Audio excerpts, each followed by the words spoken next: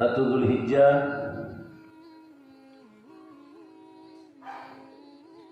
merupakan hari pertama dari 10 hari bulan Dzulhijjah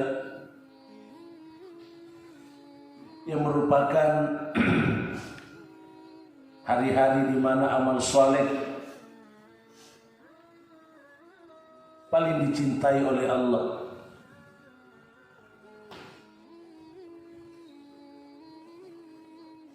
Nabi sallallahu alaihi wasallam bersabda, "Ma min ayyamin al-amalus salihu fiha ahabbu ila Allah min ayyamina hadhihi." Tidak ada hari-hari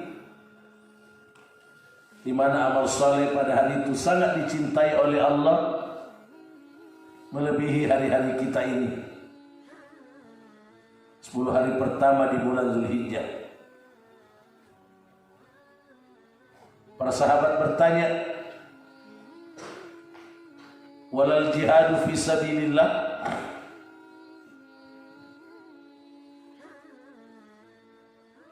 Tidak juga pahalanya berjihad, berperang di jalan Allah? Maksudnya apakah pahala di 10 hari pertama bulan Dzulhijjah itu masih lebih banyak pahalanya, masih lebih dicintai pahalanya, amalnya oleh Allah dibandingkan berperang di jalan Allah? Nabi sallallahu alaihi wasallam menjawab, "Walal jihadu fi sabilillah." Tidak juga jihad di jalan Allah,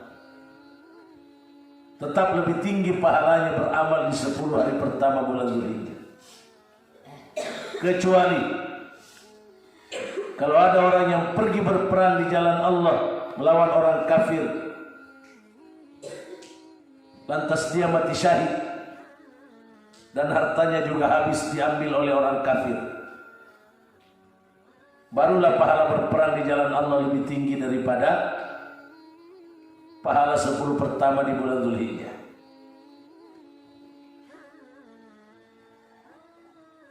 Jadi para jamaah, para santri, 10 hari pertama bulan Dzulhijjah ini mesti kita rasakan kemuliaannya sebagaimana bulan Ramadan.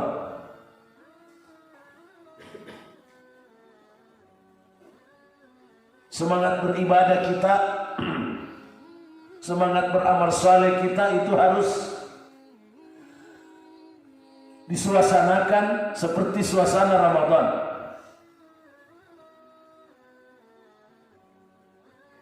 Karena kemuliaannya luar biasa. Para ulama menjelaskan bahwa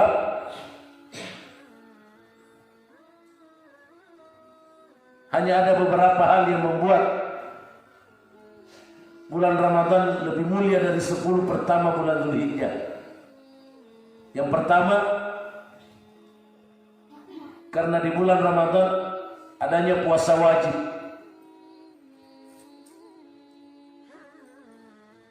Itu yang membuat Ramadan lebih mulia dari Dzulhijjah, karena adanya puasa wajib di dalam Ramadan. Yang kedua, adanya Lailatul Qadar.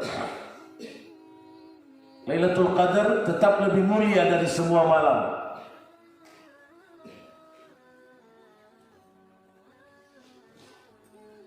Selain kedua hal itu,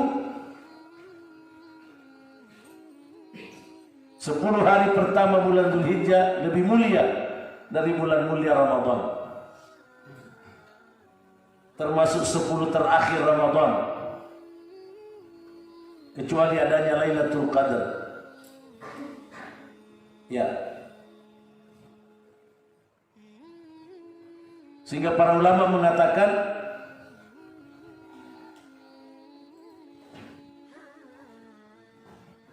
Sepuluh hari pertama bulan Dzulhijjah itu siangnya lebih mulia dari siangnya Ramadan, selain adanya puasa wajib.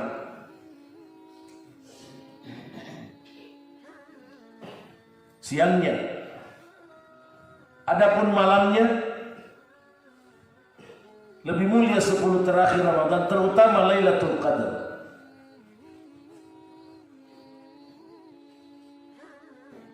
Intinya 10 hari pertama di bulan Dzulhijjah kemuliaannya luar biasa.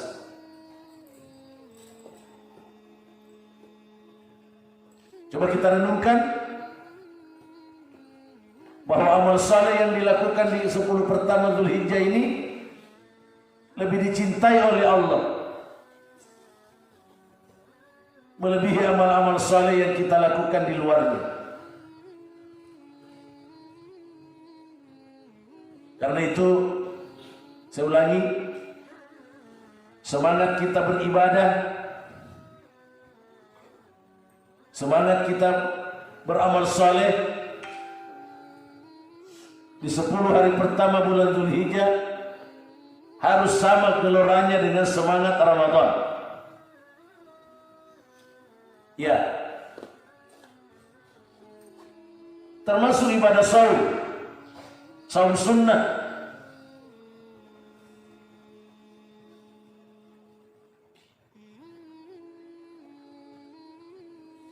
Mestinya kita perbanyak saum sunnah, bahkan berturut-turut selama 9 hari, itu lebih afdal. Itu lebih afdal.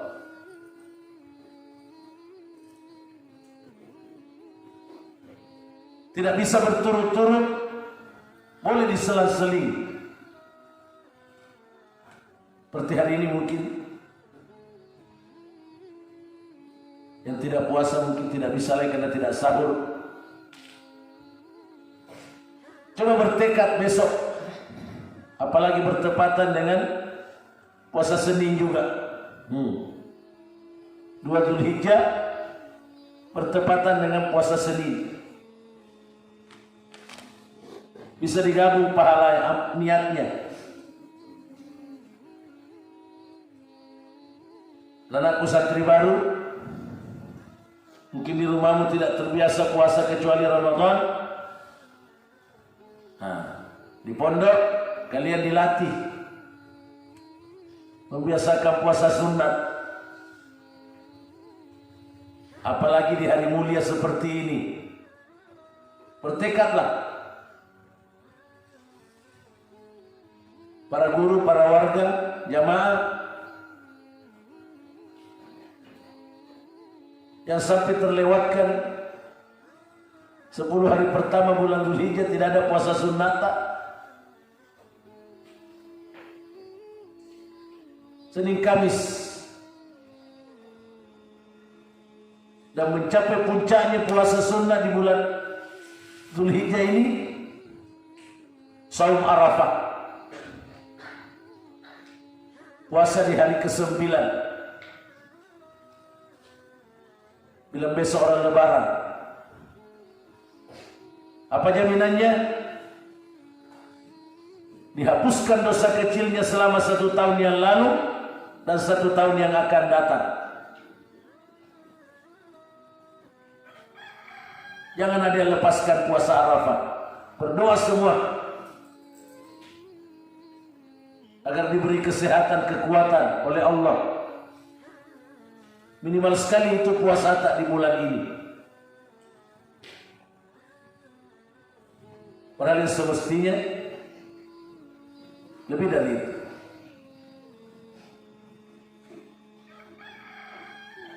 Begitu juga amal-amal soleh yang lain. Baca Quran tak. Kalau bisa tamatkan Al-Quran selama 9 hari pertama, 10 hari pertama ini. 3 juz 1 hari. Ya. Zikir pagi dan sore. Jangan dilalaikan. Anakku santri baru mungkin belum diajarkan. Mudah-mudahan pembinanya, gurunya mulai mengajarkan. Paling tidak dibaca saja dulu di kertas,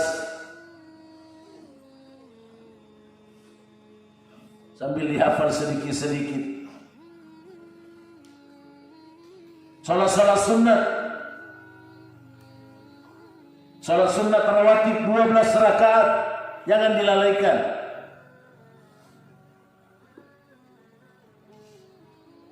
Yang mana itu? 4 rakaat sebelum salat zuhur. Setiap 2 rakaat beri salam. 2 rakaat setelah salat zuhur, itu yang rawatib. 2 rakaat setelah salat maghrib. 2 rakaat setelah salat isya. 2 rakaat sebelum salat subuh.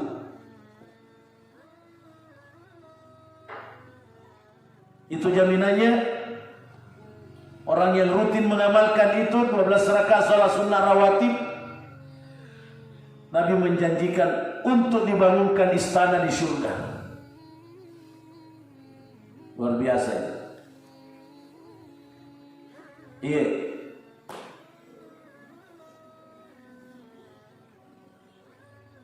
Untuk salat sunnah 2 rakaat sebelum subuh,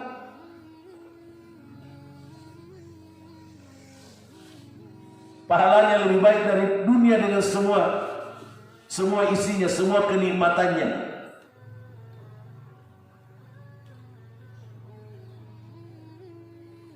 Apalagi salat wajib,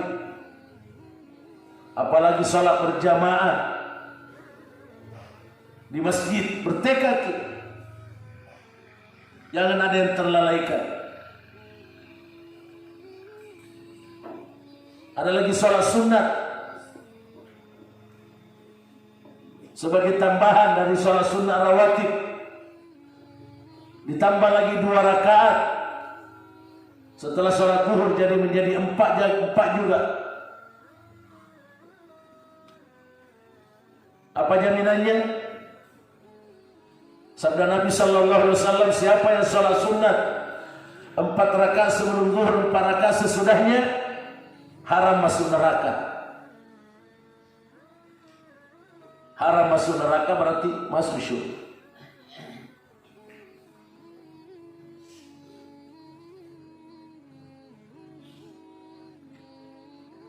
Qiyamul lail, salat malam, paling kurang sekali salat witir.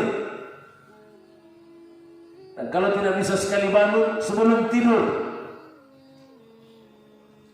jangan terlupakan itu. Pokoknya amal saleh 10 pertama Dzulhijjah sungguh-sungguh kita lakukan. Takbir, perbanyak takbir. Makanya saya contohkan tadi, mulai bertakbir. Untuk laki-laki kedengaran, tapi tidak berjamaah dan kapan saja.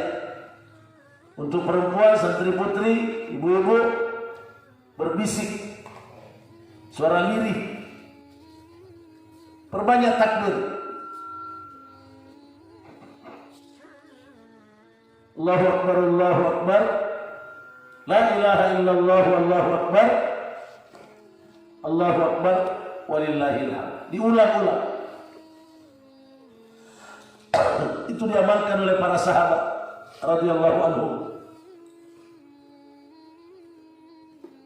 Abu Hurairah dan Ibnu Umar radhiyallahu anhum, begitu masuk 1 Dzulhijjah pergi ke pasar bertakbir. Masuk pasar untuk bertakbir, lalu diikuti oleh semua orang yang ada di pasar. Begitu. Dan sampai sekarang di Arab Saudi, Mekah, Madinah, dan seterusnya, itu yang menandakan masuknya 1 Dzulhijjah. Suara takbir kedengaran di mana-mana. Kalau kita di Indonesia, suara danduk. Hah? Ini mestinya. Kalau orang begitu kita jangan. Gak apa-apa kita tampil beda kalau kebaikan, ya. Banyak bertakbir.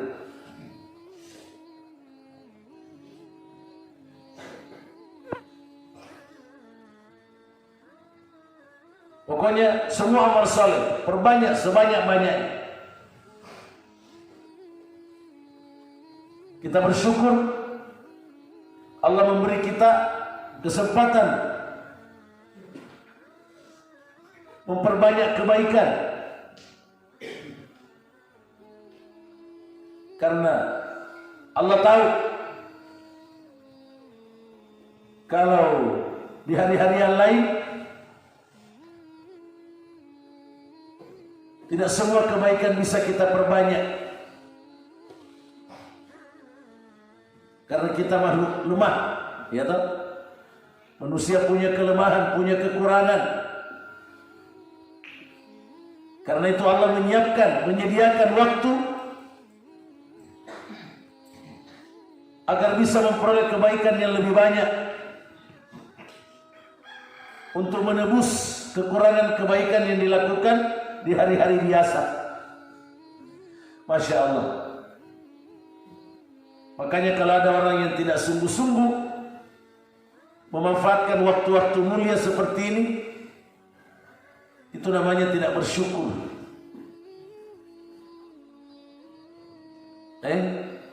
Itu namanya tidak bersyukur kepada Allah. Allah telah memberinya kesempatan yang singkat, tapi pahalanya melebihi hari-hari yang panjang yang lain. Selama 1 tahun, kenapa tidak dimanfaatkan dengan sebaik-baiknya? Baik, kita tutup. Aqulu qouli hadza wa astaghfirullah li wa lakum. Subhanakallahumma wa bihamdik, asyhadu an la ilaha illa anta astaghfiruka wa atubu ilaik. Wassalamualaikum warahmatullahi wabarakatuh.